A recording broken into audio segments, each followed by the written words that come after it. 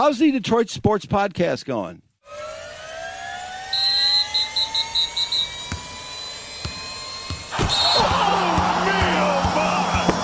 This is the Detroit Sports Podcast Network. Hey everybody, this is Freddie Cohen of ESPN Radio. When I'm not talking about breaking news or breaking news on ESPN Radio, I'm always a fan and listen to the Detroit Sports Podcast, and so should you.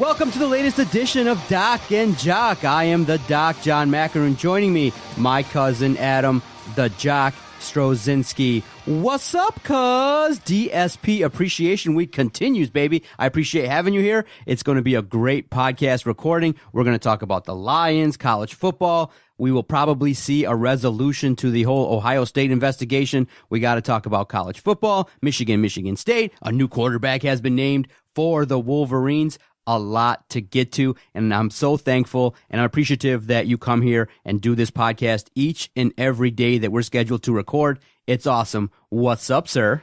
So we got to take in, what is it, the US PBL. I just want to say I was blown away. The layout that they have there, the stadium is immaculate. It was awesome. Like, you need to go out to one of those games. Tickets aren't that expensive. Buy a ticket, go sit in the stands, walk around, take the family out. It was awesome. I had a great time. Yeah. So what happened was I wanted to really show appreciation for the 5 years, because each and every cornerstone that we turn, each and every marker, it really does kind of show you when you put in hard work, when you have a vision and you have a belief that, hey, we can turn this into something. And when you start executing, you got to go back and show appreciation. So I just wanted to, like I said, in our relationship with the USPBL, I put together a deal where I said, hey, let us come out there and let's have a good time with it. I want to take the crew out, and in lieu of other type of funds or anything, I said, okay, fine. Funds, no problem. Let's do a trade deal. And it was awesome. And I got a chance to share with Vito's family.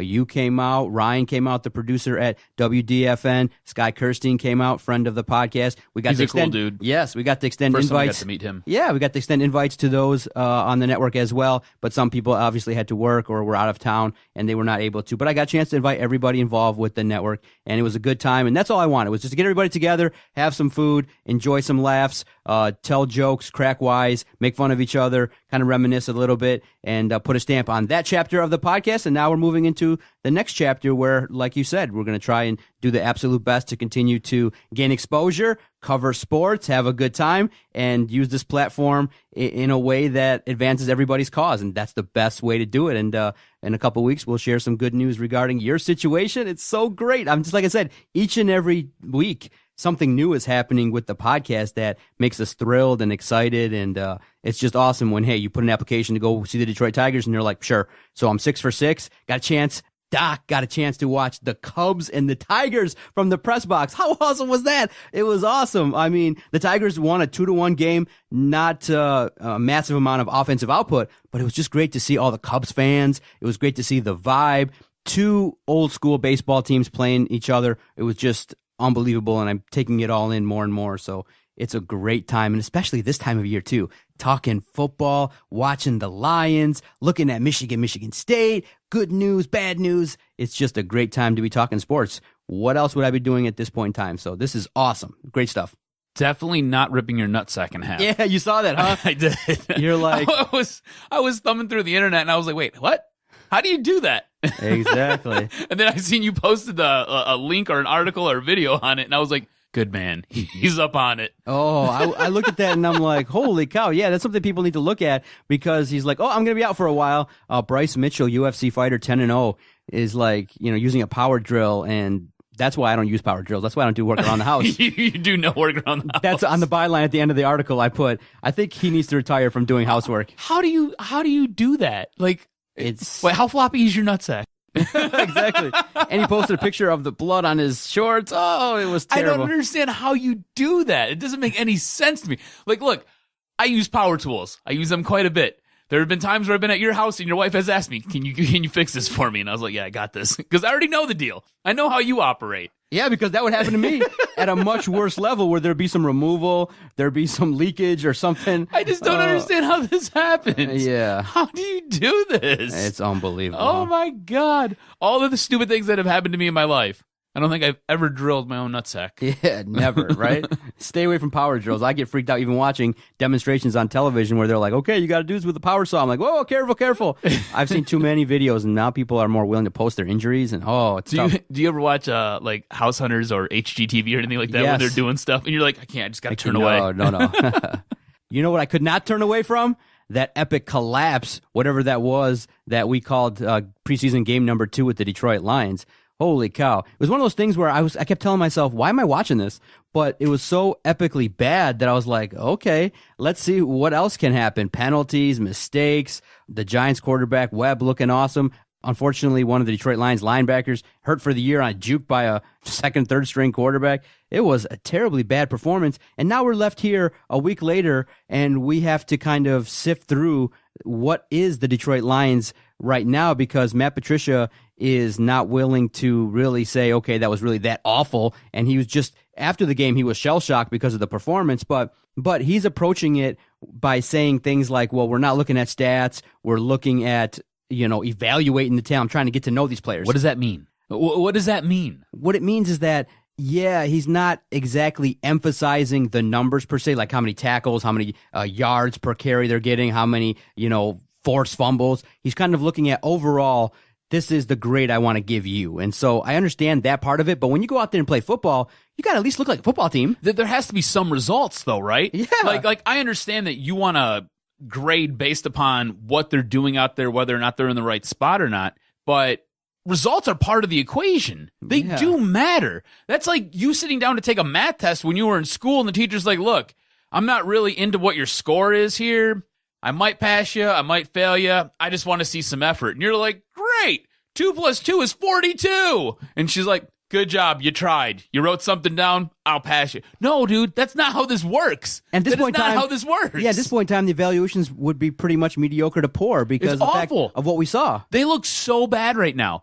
There's nothing you can glean from these first 2 preseason games. Absolutely nothing. Like, I can't tell you anything about this team, whether they're going to be good here or bad there.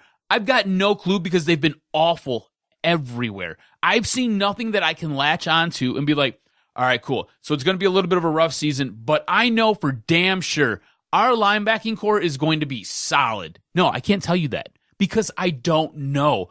All I do know is that our first-round pick keeps getting juked out of his pants whenever he's in pass coverage because he overplays or he underplays whatever's going on, and he looks awful out there, and he's still struggling in coverage. This is the same problem he had last year. That's why he became a 2-down linebacker instead of a 3-down linebacker. Are you speaking of one? Jared Davis. Oh. Yeah, so Jared Davis is just struggle mafia right now, making me very upset. I don't know what this team is. I don't know what we have here. Because, honestly, at this point, I think Matt Patricia is so dialed into the way that they used to do things in New England. He's really emphasizing that Patriot way, what he learned from Bill Belichick, which makes sense because that is essentially the guy that he learned at the knee of. He's not one of these career coordinators that just kind of bounce around the league, gleaming stuff from every other head coach in town and then kind of coming up with their own scheme. No. He's a guy who has basically been at the beck and call of Bill Belichick for years now. So he's going to take what he learned there and try to implement it here. And I really think it's falling flat on this team. So what do you say to those that say, look, you guys are way overreacting? I mean, I look at your Twitter page, at Detroit Podcast. You're tweeting nonstop about the mistakes. You're seeing a lot of overreaction. Because we're negative Nancy's, damn it. But I did see some positives. I mean, Darius Slay looks like he's dialed in, and he's truly a lockdown guy. Mm-hmm. I like what I see there. Outside of that, yeah, there wasn't a lot really to speak highly on. But here's the thing that I think a lot of people are honing in on. A lot of people liked what Jim Caldwell was doing. And they said, look, if you would have given him a little bit more talent, if you would have let him stay, then maybe this team could have gotten into 10, 11 wins and maybe progressed. So they're not giving Matt Patricia a free pass. A lot of people are messaging us, calling into stations, talking about, look, we're not giving Patricia a pass. If he falls flat on his face, we're going to be upset. We want to see the semblance of a football team. The Patriots, when they go out there, they destroyed their last opponent. They played good, and they played the defending Super Bowl champs. Yeah, but it was the Eagles, and I think there was some bitterness there. Like, Tom Brady played an entire half in game 2. Yeah, but they looked organized. They looked like they were a well-oiled machine. And at this point in time, penalties. At this point in time, the Detroit Lions look a little disorganized. Some people say maybe even they look a little tired. And so Matt Patricia has been dismissing a lot of things, and he's been saying, look, what are you guys upset about with the length of practice? All I'm doing is running football drills and running practice. And if the Lions can't adjust to it, now on that point, I like it. I like the fact that he's working the guys hard.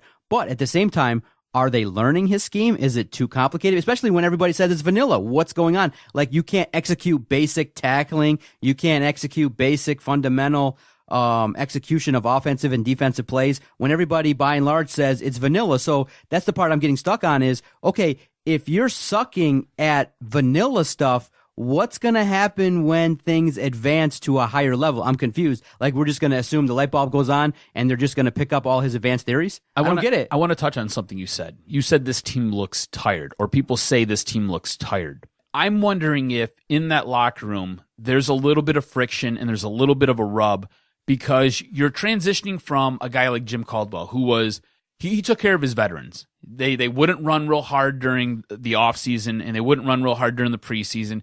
He would try to save their legs and save their bodies for when it mattered. Matt Patricia's come in here, and it's totally different. He's running these guys ragged. Like, he is drilling them and drilling them and drilling them over and over and over again, trying to implement whatever it is this new system of his is, whatever this new ideology of his is. He is trying to change the culture in that locker room. So it's gone from something that was very laissez-faire, where it was great for the players because he helped save their bodies, to now it's almost like high school football again, where they're making you do 2-a-days in the middle of August, and you're running until you throw up, and you're not stopping running until you throw up.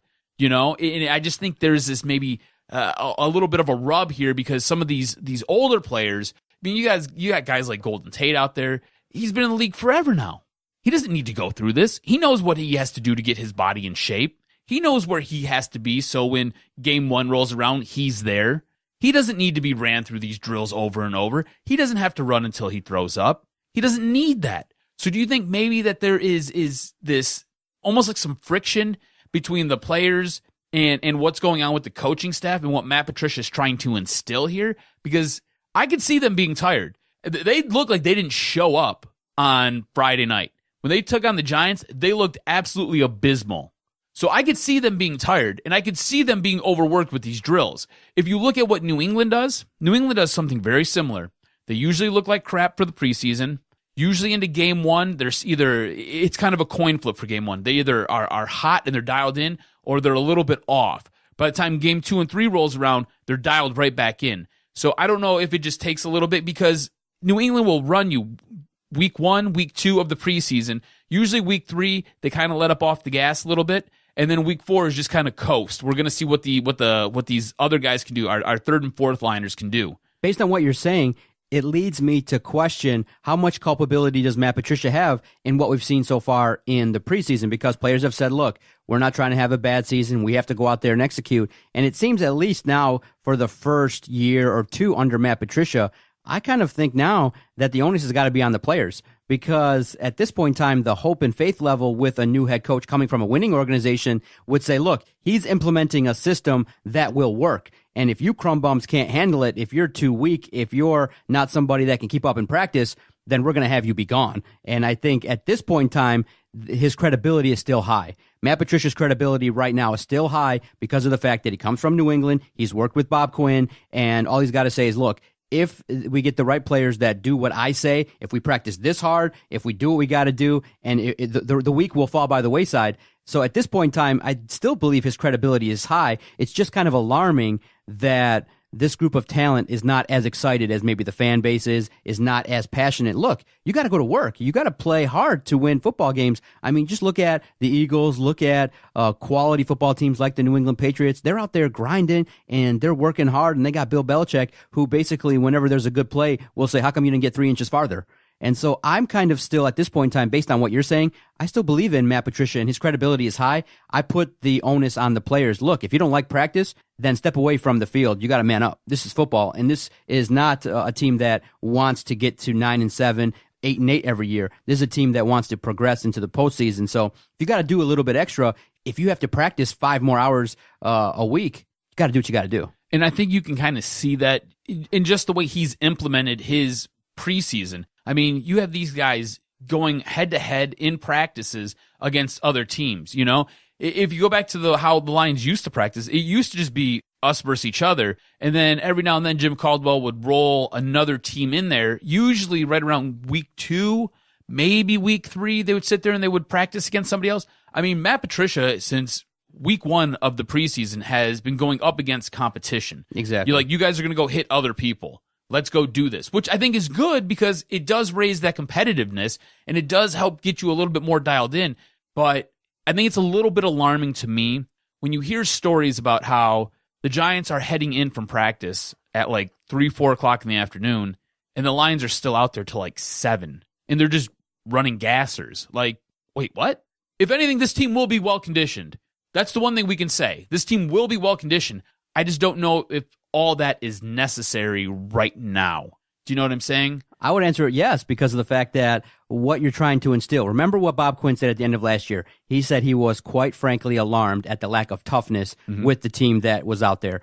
And I do think that maybe Bob Quinn and Matt Patricia are willing to sacrifice success right now for later gains in the season. Interesting. Interesting that you say that. Break them all down. Break them all down, make them look terrible, and then bring them back up, and it'll pay off maybe week 7, 8, 9, 10 when everyone else is kind of wearing down. This team might have the heart and desire to maybe have a second gear to go into to make that playoff push. So how much of this do you think is Matt Patricia and how much of this is Bob Quinn, or is it a meld of both of them? Meld of both of them. I think the philosophy is tough. We want to be a tough football team, and we're going to work. And teams like the Giants, I know they haven't had success in recent years, but they're an organization that's had success in the past. They have a history. The Lions have really no history. They have to instill a philosophy. And so we keep asking, what is going to be the MO of this team? It might be toughness. It might be a no-quit factor. It might be a team that plays, and will finally execute. That's the thing, is that, okay, great, you can be in shape. You can run, a 4.3 40. You can, run like the wind, but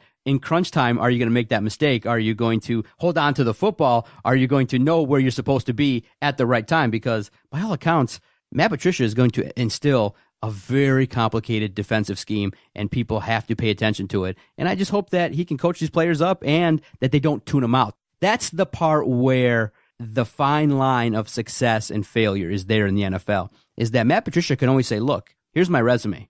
It's not me, it's them. But at the same time, you also need that support from the players, from the leaders on the team to say, hey, we support this guy 100%. And, there were writers that wrote that said, hey, they were doing wind sprints, and that kind of made people go cross-eyed and made them go, whoa, wait a minute, what's going on here? Mm-hmm. Now, I don't think he lost the team. I don't think that. No, but maybe there are some people that don't believe in the cause, and you got to root those people out and get them out of here, because you got to have at least 50 people in your camp willing to go in the right direction. Otherwise, it's going to be an epic failure. That's the fine line of winning and losing, is that Matt Patricia has a resume. He's done it before.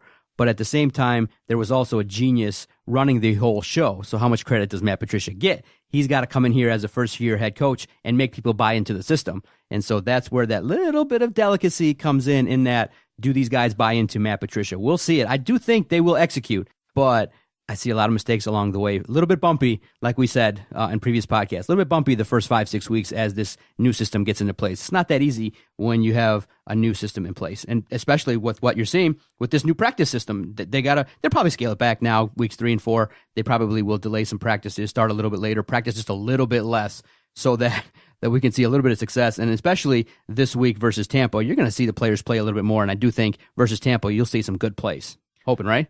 Hoping. Sticking with success, something that has been very successful, this offensive line, it's been reconfigured. There's been a lot of money, a lot of investment in it for it to be good. And what we've seen against the Giants, it was anything but good. I was terrified for Matt Stafford. I was absolutely terrified. When he started getting hit, I was like, pull him out now. Pull him out now. Yeah, we're all nervous, right? If Matt Stafford goes down, you see what's going on with your backup quarterbacks, right? They're absolutely garbage. They're horrible. I don't know what's going on with Jake Rudock. He looks like he's regressed.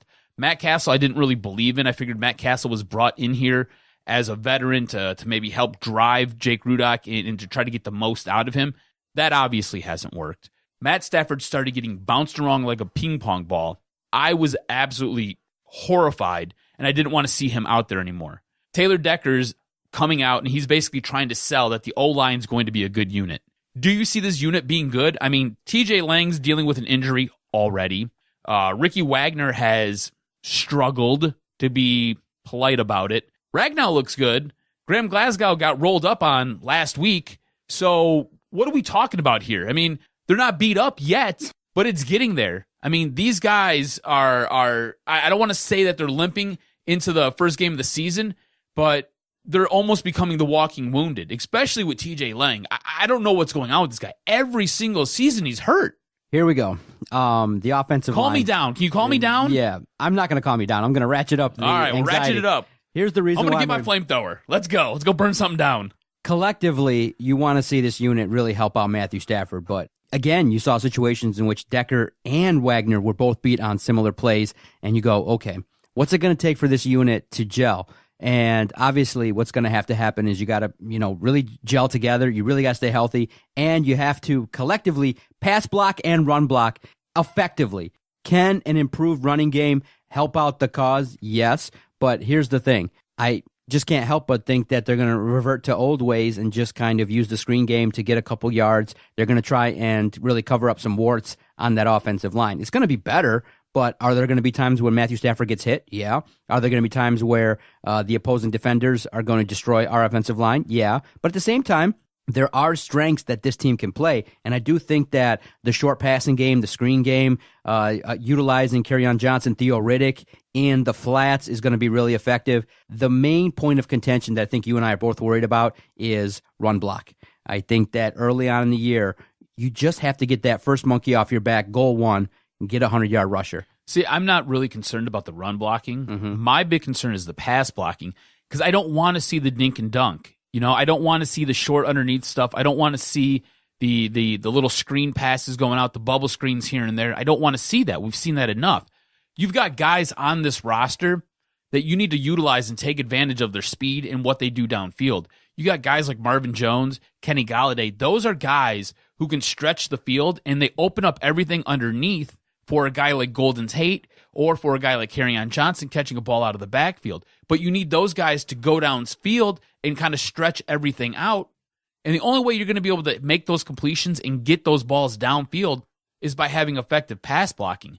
So your guys at the line have to be able to give you something close to 4 seconds, maybe 5 seconds, so you can get that ball out and get it downfield to your big wide receivers. Here's where I disagree. I think the Lions pretty much know that you're not going to get 4 or 5 seconds. That's why they utilize the screen game that well. I understand it. Golden Tate's going to get every screen pass called to him. He's going to, obviously they're going to run that play where he just stands there on the offensive line, gets the ball, and gets 4 yards. They're going to run that probably 200 times this year. But my point is, why did you invest all this money then? Why did you put all this time, all these resources, and all this effort into building that offensive line when your defense was a major priority? If you're not going to be able to get what you're looking for out of the guys that you have in place right now, why didn't you go out during free agency, try to bring somebody else in, or invest differently during the draft? Instead, you went and you grabbed Ragnow, who was supposed to be a center. Now he's your guard. But if you looked at the offense last year, they were pretty much okay for the most part. The part where they struggled the most was the run game, and they were not able to win a lot of battles at key moments. They struggled on the offensive line because that offensive line was constantly in flux. And there was injuries. And there's already injuries. But don't you think, though, that with what we saw last year, that the passing game was pretty much okay? That Stafford was, for the most part, that he was able to, obviously what we'd want more of is maybe the ability to have a couple more deep plays. But I think this offense with Stafford is going to be a little bit conservative, and they'll pick their spots where they go deep. I don't see a run and gun, throw it down the field type offense. I see a contained 15-yard offense, and then they'll situationally try to throw to Marvin Jones to hopefully draw a penalty or make a big play. How do we see things so different? Because I don't see a run and gun either. But what you're talking about is not what I see this offense being at all. Really? Yeah, no, not at all. I think what this offense is going to be, you're going to utilize a brand new run game. Okay. Right? Yep. So running the ball more. Right. And what you're going to have is you're going to have some of those dink and dunks. You're going to have those bubble screens, and you're going to have those little splash plays that happen to the outside. They can do that, or the slants, right? But what it's going to do is it's going to be a calculated maneuver to sit there and open everything up downfield so you can launch that ball. Because once you start throwing the ball downfield, again, like I just said, everything underneath opens up. So then what does that do? That helps your run game. That helps a guy like Golden Tate. That helps a guy like Theo Riddick coming out of the backfield, catching a slant. I mean, you see what he did against the Giants on that slant play, right? I mean, that was awesome. 42 yards downfield. And it's because you've got corners and you've got safeties who are worried about guys on the outside running all the way down the field. And see, I think the only point of contention that you and I have is the amount of time they're going to throw deep. Because once they start doing it, it's pretty much, when you look at defense, it's pretty much easy to stop. I mean, you just got to basically pressure the quarterback. There's so many good defenders that you just don't get that much time to drop back and throw. Now you circle back to my original point. Pressure the quarterback. Yeah. You need an offensive line that's good and it's going to give you some pass blocking. But I think they pretty much already know that that's going to be super tough.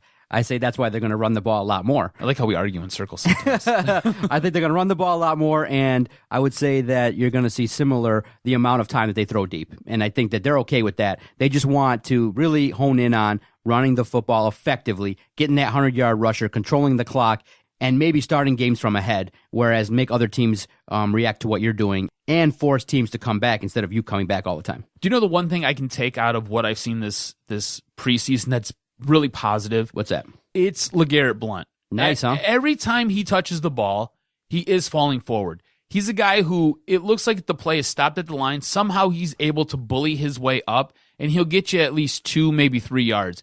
He looks like he is ready to go right now, and I like that. I like that from a player. I like seeing a guy who, when he touches the ball, he's hungry, he's out there, he's doing everything he can do, and he's treating it like a real game. One last thing before the break. What are you looking forward to seeing versus Tampa? On the road, Game 3, the dress rehearsal. Everybody's going to play a little bit more, probably up to a half. There will be an opportunity for the team to get into rhythm. What are you looking forward to seeing Lions-Bucks this Friday? I really want to see a step forward with this offensive line. I want to see this defensive line take another step forward as well. Defensive line has been struggling all preseason. So I'd like to see them get some more pressure on the quarterback. I'd like to see them cause some fumbles. What was it? Sylvester Williams? I mean, watching the big man rumble was awesome. I mean, it's too bad he got called back, but watching him get the ball and then watching him take on 3 dudes and just push his way into the end zone was awesome. I need to see more of that. I want more of that. I also want to see some separation from some of the other guys. You know, I need to know what Amir Abdullah is going to do and what he's going to be. Does he solidify his spot on this roster in this game against Tampa Bay on Friday? I need to know. I got to see how bad he really wants it, because on my list, he's a guy who I'm looking to trade right now. I just don't have room for you. I don't necessarily want you, and I don't have room for you. While those that say it's just a preseason, I do think there is an investment in peeking into it. You and I watch, everybody's watching, and when you perform at the level that the Lions have, there is room for skepticism. You can't just say, oh, no big deal, they'll turn it on when the season starts. No, you want to see trends. And going from week 1 to week 2, we saw a regression. So, And all I want to see is progression in week 3. I want to see different outcomes based upon different scenarios that Matt Patricia runs, and I want to see a team that looks hungry and finishes plays, and I want to see Matthew Stafford kind of walk away from this game relatively clean and unscathed, because my anxiety's a little bit up, because every time he drops back and the opposing defenders kind of crash in on him, it's just ankle, arm injury. Right. Remember that last year he got hurt. Too. He got hurt at the end of last year. It's the second year in a row where he's been hurt late in the season, and it costs them games. And that's, to my point about the offensive line, that falls on them. Yeah. That falls on those guys. All right, time for our first break. Stay with us. We're going to finish the second half of the podcast talking about college football, Ohio State, Urban Meyer, as well as Michigan and Michigan State news. You're listening to Doc and Jock on the Detroit Sports Podcast Network. Doc and Jock here for our host site, Podomatic.com. When Adam and I first started this project, we were looking for a great place to host all of our recorded audio. And thank goodness we found Podomatic.com.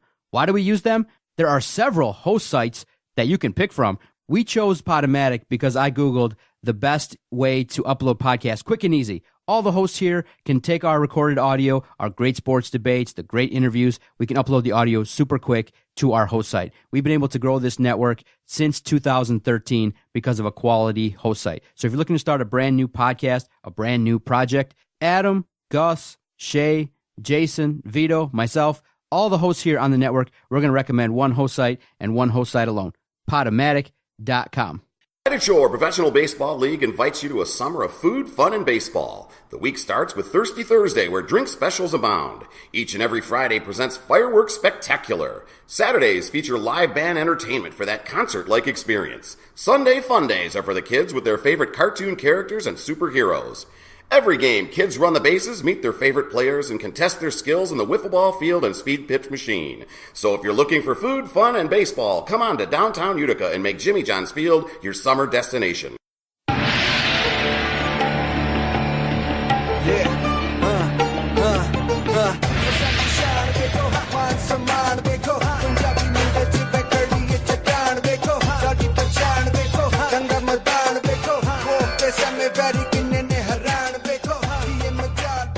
Because there's been a sighting, a Shea Patterson sighting.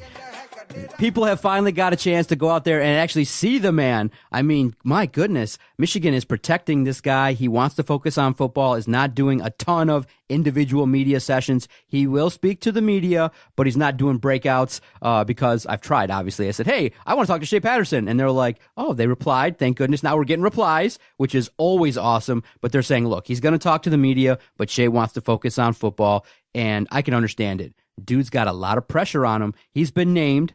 Jim Harbaugh was speaking publicly, and it's been different in years past where Jim Harbaugh has kind of kept this quiet, and he's come out and said, look, this is our guy. Shea Patterson, really to no surprise to anyone, is the starting quarterback for Michigan. He was recruited by Jim Harbaugh.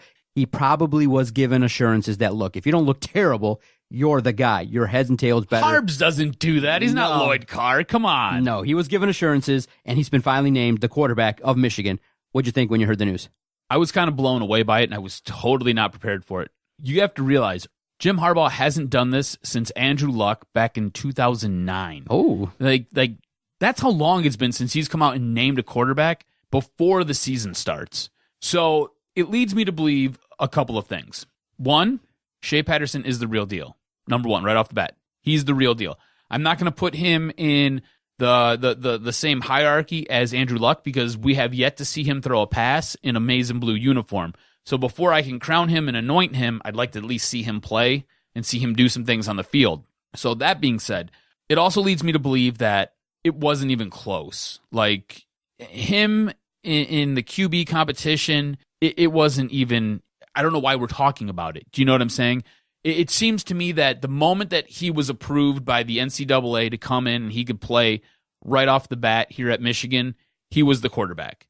It doesn't seem like the guys that Jim Harbaugh has in the system are ready to take that leap yet or don't have command of what Jim Harbaugh wants to do. Number 3, real quick. I think he's going to shape this offense around things that Patterson does well. So it sounds like we've talked about this before on the podcast where they're instituting different things as they're kind of proceeding through camp. And it really seems like he has tailored this offense to fit the things that Shea Patterson does extremely well, and it's going to make him a better quarterback. So all that being said, I don't ever think there was a chance for anybody else. I want to ask you this because some quarterbacks that have left Michigan have said, look, the fans have been way critical of quarterbacks. And obviously, when a quarterback throws interceptions, doesn't win at Michigan, that's the ultimate proving ground at the University of Michigan. Your job is to win. When you judge people by their reactions on Twitter, it's kind of like a scale that you go, well, on Twitter, that's what's expected. Don't go on it if you don't want to hear the nastiness. But it does lead me to kind of question and go, will Shea Patterson be given a fair chance to succeed at Michigan? Because I think that right away, people are anointing him the savior. They're putting up posters. They're anointing him Saint Shea. I just conducted an interview 24 hours ago where Brandon Justice has already started to say that a quality breakout game from Shea Patterson versus Notre Dame already puts Shea Patterson in the early Heisman talk. That's the kind of stuff we're talking about. No September Heismans. No, listen. That's what happens when you have a fan base that's starving for success. And so I'm asking you, do you think he'll get a fair chance to be successful? Because should he go out there, throw a couple picks versus Notre Dame, maybe he doesn't look great. Maybe they only win like 10-9. Maybe something happens where he doesn't look like Saint Shea.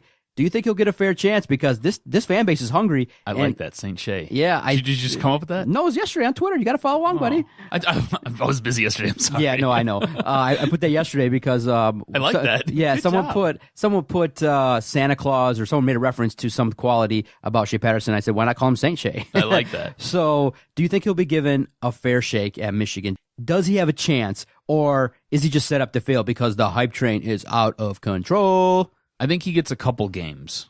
If he goes out there and he has an average to below average performance against Notre Dame, I don't think Michigan fans are going to be up in a tizzy. I think their ire will kind of start to bubble and percolate a little bit, but I don't think it's going to be overflowing.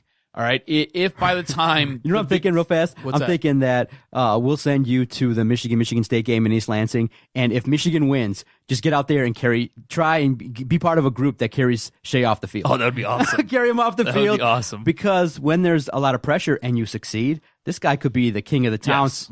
already with more hype than Tom Brady. I was going to say, he could supplant Tom Brady. Yeah. If he goes out there and he performs, Gets him to the playoff. yes, Does some things. Maybe he does succeed. it would basically go Charles Woodson, Shea Patterson. Exactly. You know what I'm saying? In 1 year. In 1 year.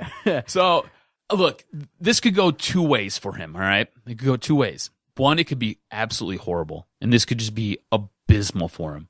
Two, he could be the cock of the walk, man. He could be the king of Ann Arbor. He could go everywhere and anywhere. Broads would just be taking panties off and bras off, throwing them at him. Oh, my God, we love you, St. Shea. St. Shea, we love you. Oh, my God. It could go two ways, man, and it's just because of what you said. This fan base is starving for success. It's been a long time since this team has been competitive, not just locally, not just in the Big Ten, but nationally. Everybody sees this guy as being that gateway. He's the gateway drug to get you to that success so you can go and you can get into or have a shot to get into the playoff. And that's all Michigan fans want at this time. So, yeah, it's going to be hard for him. I think if he handles the Notre Dame game well, he buys himself a little bit of time to get acclimated to all of it. But that Notre Dame game, right off the bat, it's going to be interesting, dude. He's got to go out there and he's got to perform. I don't think if he has a bad game that Michigan fans are going to be ready to turn on him instantly. But he's going to have to come back from that and rebound. And he's going to have to rebound nicely. Otherwise, like I said, that ire is going to be up really, really quick. And looking at Michigan State, there's been reports that the defense so far in camp has been outshining the offense. And people are kind of concerned, and Brian Lewerke expressed frustration that there's been no rhythm, that they haven't been able to really get on track offensively.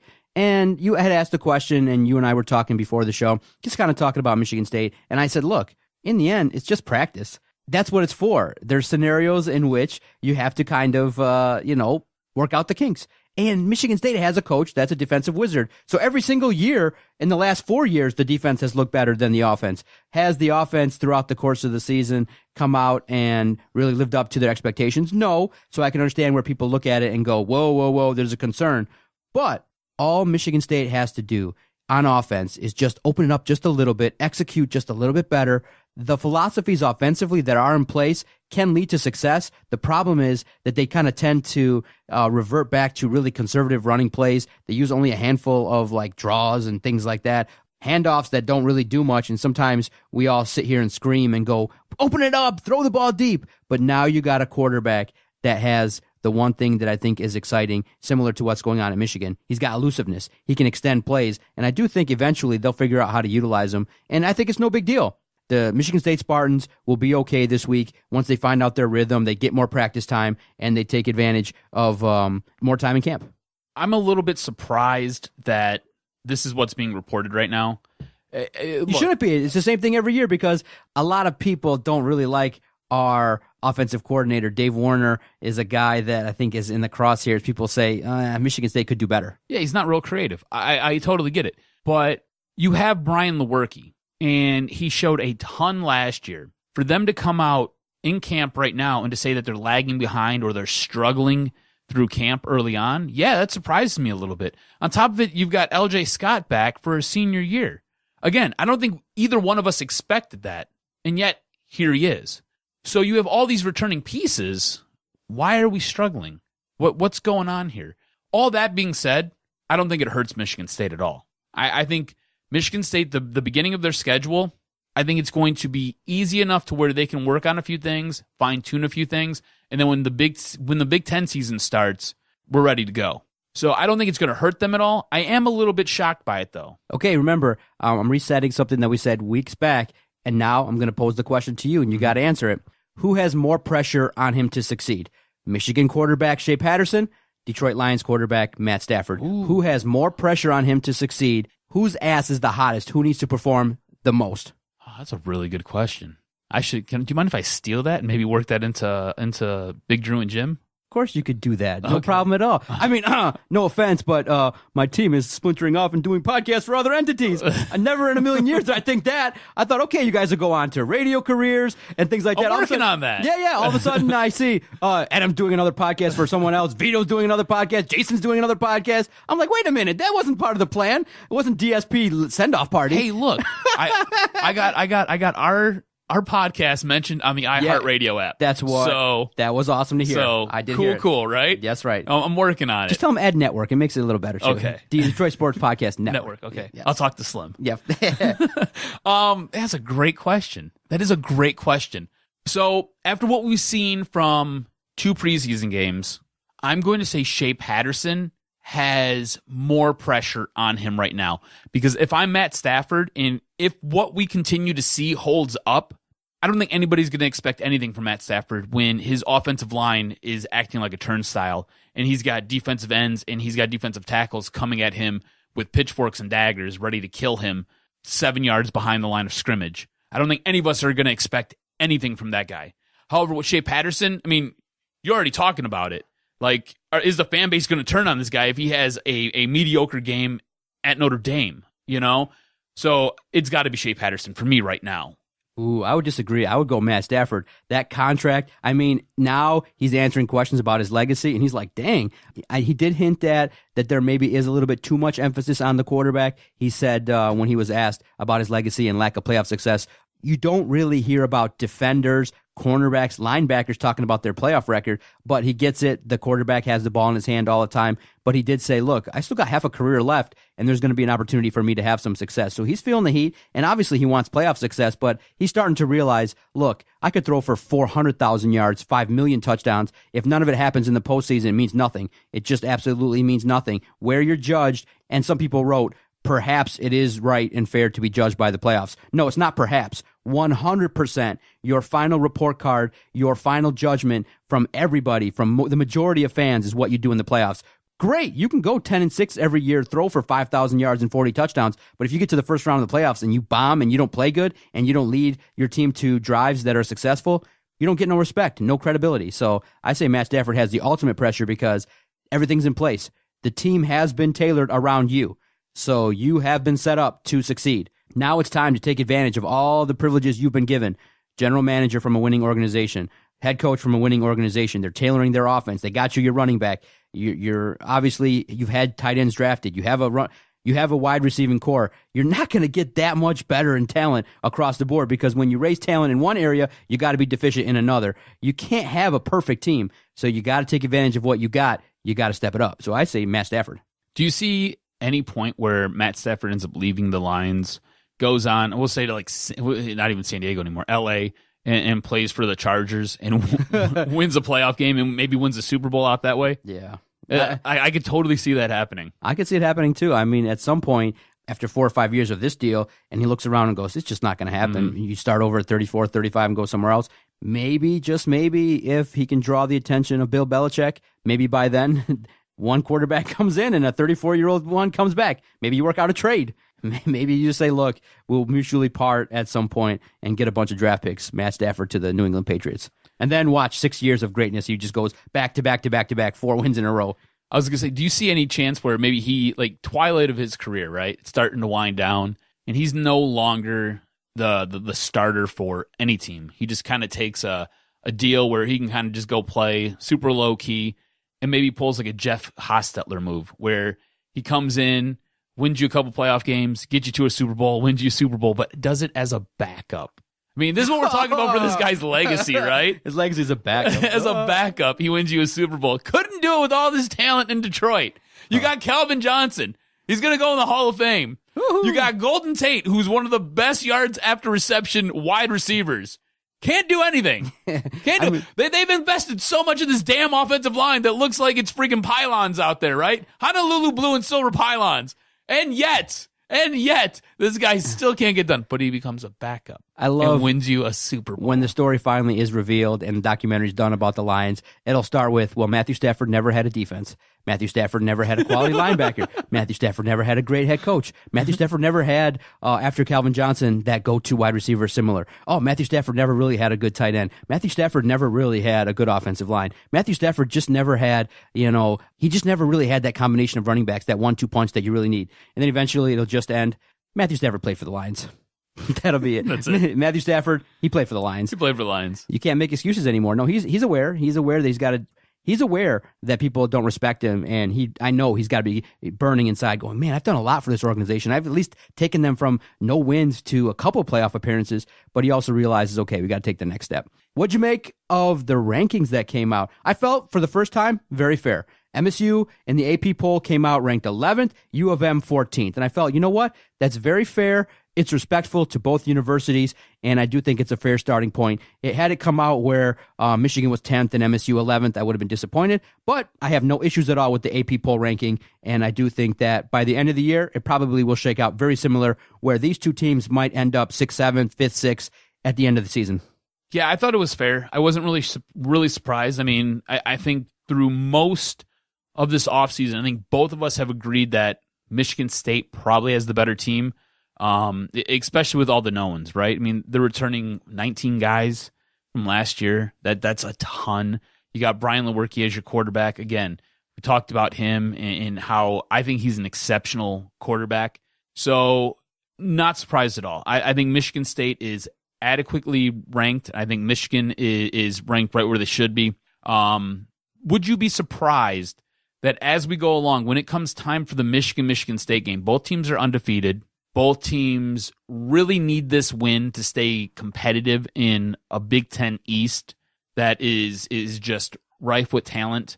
Do you see these guys going into that game ranked somewhere in, I want to say between 5 and 10, and both need that game? I think Michigan plays Wisconsin at home, and I think it's before the Michigan State game, if I recall when I last checked the schedule. But I just got a feeling Michigan's going to come into the game with one loss, and sometimes when Michigan State, plays opponents, sometimes they play down. I kind of, if you ask me what the odds are, I would say both teams probably will come into that game with one loss, but that would be great if they both showed up with 0 losses. That would be amazing if that game would be the pinnacle of the season, a game where the team that lost, their season would be wrecked. That'd be awesome. Wow.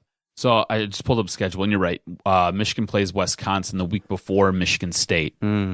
Just looking at this little gauntlet Michigan's going to have to go through. So look at that schedule. Yeah, it's peak. It's rough, dude. So you start with Notre Dame, and then it's cupcake with Western, SMU. Then you get Nebraska, who a lot of people are high on because of Scott Frost.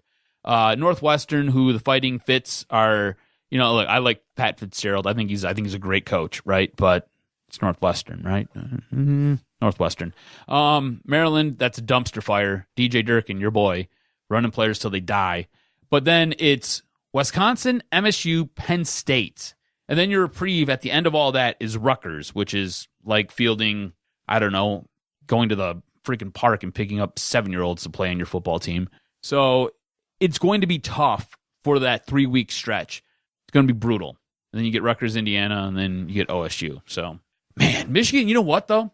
If Michigan can get through this season, only losing one game, that'd make everybody really excited. Dude. Everybody's excited for Michigan to do well, and everyone's on the verge. They're really waiting to cheer on Michigan. I'm just looking at all these ranked teams, man. Yeah. It would shoot them through the roof, right? I mean, you'd have no other choice but to move them up. Go ahead. It just my brain just kind of. No, I understand. I understand completely. When we look at how the season's going to shake out, I do think that the betting money would be on the side of Michigan. More fans would pick that Michigan will end the season higher than Michigan State, and I think that's fair. Michigan has a chance to really do some things. I mean, when you have this quarterback, and that's how important the quarterback position is, you basically have rejuvenated the entire fan base. If you go into the year with Dylan McCaffrey, with Milton, with Brandon Peters, I think that most of the fans would predict 3 to 4 losses. With Shea Patterson, people are willing to entertain at least the idea that Michigan could be in the playoff or could at least get to Indy. And that's the power of a great quarterback, and that's why having Shea Patterson in the fold is so epic and is really important for Michigan to get off on a good foot and win versus Notre Dame. It's a big game. Circle that date, September 1st. Everybody has to watch that, because if Michigan does not come away with a convincing victory, a lot of people are going to be upset, and it'll be a wild scene around town for that week until the next game. No doubt about it. It'll just be horrible for Michigan if they lose that game, especially with people kind of evaluating Winbush at Notre Dame. They don't think he's good at all. They think that Notre Dame is just way overrated and overhyped, and they think that Winbush is a terrible quarterback. See, I don't know if he's a terrible quarterback. I just don't think he does any one thing really, really good. Does that make sense? And then going up against Michigan's defense, yeah. It's going to be interesting. Like, I think Michigan has a real legitimate shot to go in on the road with a brand new quarterback and beat Notre Dame. You know, go into a hostile environment like South Bend and pull off the W, just because of what you said. I don't think Winbush is all that great. I don't think he's awesome. I don't think he does any one thing spectacular. He's decent at running the ball. That's the highlight on that guy, is he can run the ball. I don't know if Brian Kelly's going to allow him to be as active with his legs as would help that team probably in the long run, you know? So it's going to be interesting, and we'll preview that game as we get closer to it. Thanks, everybody, for your continued support. We would not have been able to grow this network to the level of success without your support. Really, the free and easy way to support us is to go to our website, DetroitSportsPodcast.com. You can take care of all your online shopping needs. You can find out more information about the network. Thanks again. Adam and I love doing this podcast. We record every single week. We're putting out content every single day. Each and every week, we're gaining new ground, more downloads, more support, and it's very fun to do this project, and it's largely due to your support. So go visit our website, DetroitSportsPodcast.com. So because you and I have been watching, we're monitoring online, the executive decision makers at Ohio State are still meeting as we're recording. It's been well over 3.5 hours, and the thing that has made everybody kind of go, well, it doesn't look like a firing is going to take place, is that Urban Meyer is actually on campus at Ohio State in a suit. That doesn't kind of lead you to believe that they're going to go in there and say, okay, he's fired. It probably does ring true in terms of the predictions that a lot of people had earlier this week, that it could be a time served type deal where what actually happens is he's suspended, but for the amount of time that he was already gone from the program. Or if he is suspended, obviously you look at Ohio State's schedule, they play crumb bums the first couple weeks of the season. A 2-week suspension to make it maybe 3 to 5 weeks is something that could happen. But with the news that you heard, we'll start with this, because we, at this point in time, don't have the exact details of the resolution for Ohio State. Did the news regarding Zach Smith and his perverted actions at the White House, sending sex toys and things like that to Ohio State, which is a ballsy move. A lot of people are disgusted by it, but I'm like, dude, you're that narcissistic that you're going to send sex toys and do that kind of stuff at work? That takes brass. That takes kind of a level of ego that's out of this world. And while part of me obviously is disgusted, another part of me wants to give him a fist bump and go, bro, seriously, in the office? You don't want to touch those hands. Okay, fine. We walk up to him. Elbow to elbow. Like, bro, seriously, you're going to step out like that? That's what you're going to do in the White House? Part of it, obviously, I do think is the ability to say that you did that, to tell your boys, yeah, I'm handling my business in the White House. But at the same time, I would never do that. But when you heard the news, were you more disgusted at Zach Smith, or do you say, look, that freaky side of stuff, look, that really has no part in what Urban Meyer knew at the time. The domestic violence was way more important. This shows a guy who was empowered and didn't feel that anybody was going to come after him or take his job because he had something on Urban. And that being said, that all falls at the feet of the head coach. And more to your point, he's dressed in a suit. He's on campus. Yeah, he's probably not getting fired. And the way Ohio State's going to do things, he'll probably get time served, which is a total disgrace. Total disgrace. I'm not saying that he totally lost control of his football team, but this one coach sounds and it feels like he didn't have any repercussions for any of his actions. It sounds like he could have went ahead and did whatever he wanted, and he got away with it. And balls out, baby. Right, legitimately balls out. Like from banging broads in the football office to ordering dildos and having them sent to Ohio State to the football office. Which really makes no sense. Send them to a post office box. Right, send them somewhere else, right? Anywhere else. or going to the White House when you're getting to tour the White House because you're a champion and whipping your junk out and taking pics. Like, hey, I'm in the Oval Office and here's my penis. To send it from the White House. Like, what are you doing? Like, this guy obviously didn't feel threatened by anybody or anything. And who instills that culture? The head coach. At some point, Urban Meyer, I don't want to say he lost control, but it really seems and feels like he lost control. Like from the NCAA standpoint, where they came out and they gave SMU the death penalty, where you have zero control over your program. It's not to that level. But let me put it to like a real life situation. Okay, we all have that person in our lives when there's a gathering. They just want to throw back 5-6 beers. They want to get drunk. They want to talk about. Are you talking about me? Maybe. They have that guy in their life that wants to share with you their tricks of in the past, their come on lines. We all have that guy around. Do you think that Zach Smith was that guy for Urban? Because think about it, like conceptually. Urban's working 15 hours a day. He's grinding. I like how you just compared me to Zach Smith. Thanks. Thanks a lot. Why, who said we're talking about you? Oh, because I'm reading between the lines, buddy. So we all got that guy that we want to have around when you have a personality, like a type A, a serious personality. We all want that guy around that was like, yo, I went to the strip club last night and I dropped 50 on this girl and she did this to me and that. And you're like, dude, Zach, come on, really? Let's get back to football. But because Urban's sitting there working 15 hours a day, maybe he just thought, you know what, this Zach Smith is a character. He makes me laugh. He kind of takes the edge off, and he's one of the boys in terms of maybe, talking shit and making everybody laugh and things like that. And you just have him around. But in the end, you probably should have thought with your wiser brain and said, look, you know what? You got to rein it in. This is Ohio State. We do this outside of the university. Let's shoot the breeze. Let's go have beers. Let's not do this in the office. Do you think that maybe is what happened here? Is that Urban just thought, I like this guy because he's funny, he's entertaining, he keeps everything loose, and he can be somebody that I trust to kind of be somebody that's a confidant and things like that. But in the end, what really happened was this was a loose cannon that actually brought this ship down. No, I think he was kept around because he's really good at recruiting. Okay. That's why I think he was kept around. Okay.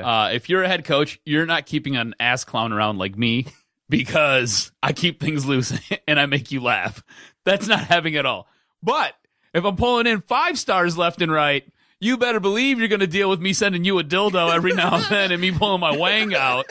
At that point, you're going to overlook all that. You're going to be like, yeah, it's just him being him. But he brought us a 5-star, so it's cool. He brought us 15 5-stars.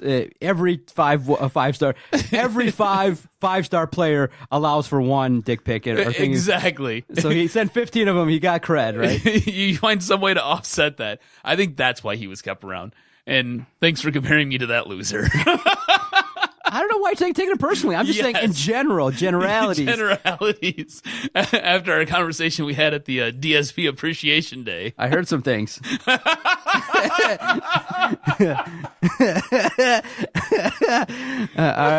I like that. I heard some things. We'll put it like this. If you see Adam's water, don't touch it.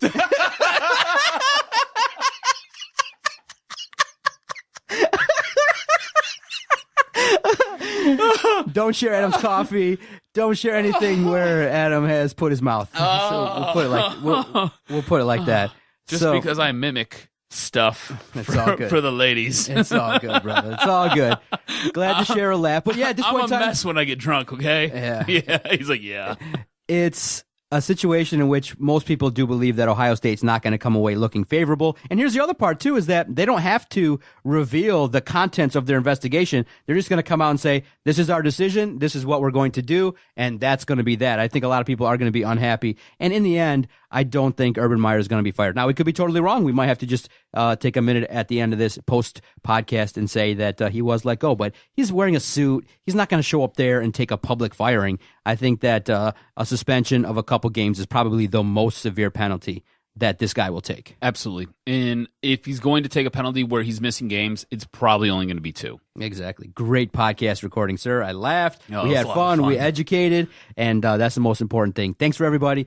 Thanks, everybody, for tuning in. You can find the podcast anywhere you can download podcasts, Podomatic, Stitcher, iTunes, our website, DetroitSportsPodcast.com. And if you have any questions, if you've loved what you've heard, if you hated what you've heard, feel free to message Adam on Twitter at AdamRSTROZ. Follow the network for sure at Detroit Podcast. We love the banter, good or bad, and we greatly appreciate our role in the Detroit sports scene. It's been a wild ride, and it's just only going to continue and get better. Absolutely, man. This was awesome. Look forward to doing it next week. Definitely. Every Thursday, Doc and Jock, and you know this, man. See everybody next week. This was locker room talk. Second dick. Sorry, Detroit. Didn't quite work out. And all I can say is Detroit Sports Podcast scores. I hear voices in my head. They counsel me. They understand. They talk to me.